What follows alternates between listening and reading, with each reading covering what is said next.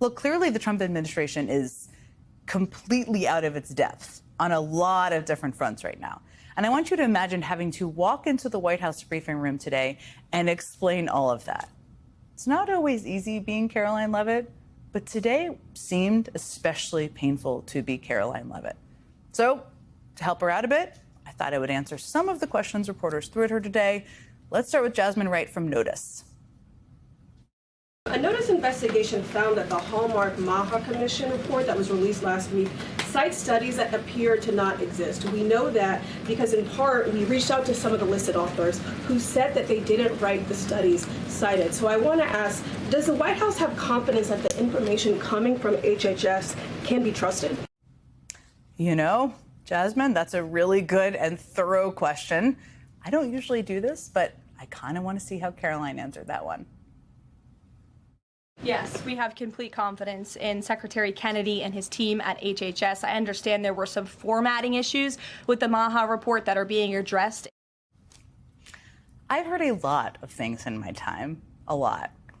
But formatting issues? Seriously? That's the best you could come up with?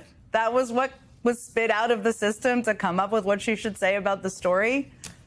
They put out a report that was full of errors, with broken links, and 7 of the sources they cited don't exist at all. And not for nothing, they also just canceled a $600 billion contract to develop an mRNA vaccine for bird flu, while at the same time trying to import ostriches exposed to bird flu to Dr. Oz's ranch. I am not making that up. That is what HHS is up to these days.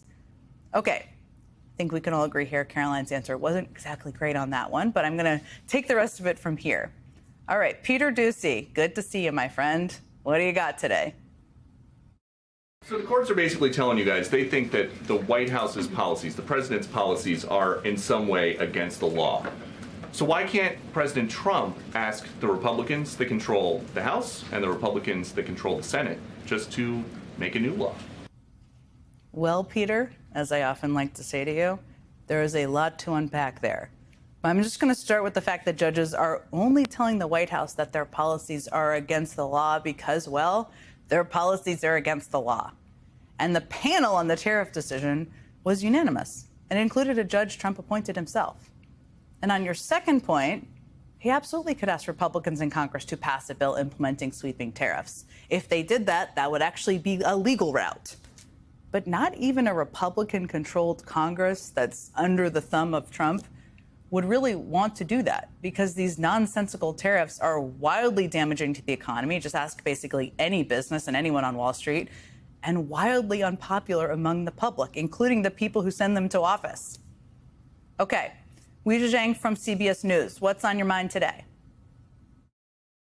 President Trump was asked what he thought about Elon Musk's claim that the big, beautiful bill increases the budget deficit and undermines the work of DOJ. And the president didn't actually comment on those remarks. He just talked about the need to support the bill. So what does the president think about what Elon Musk said?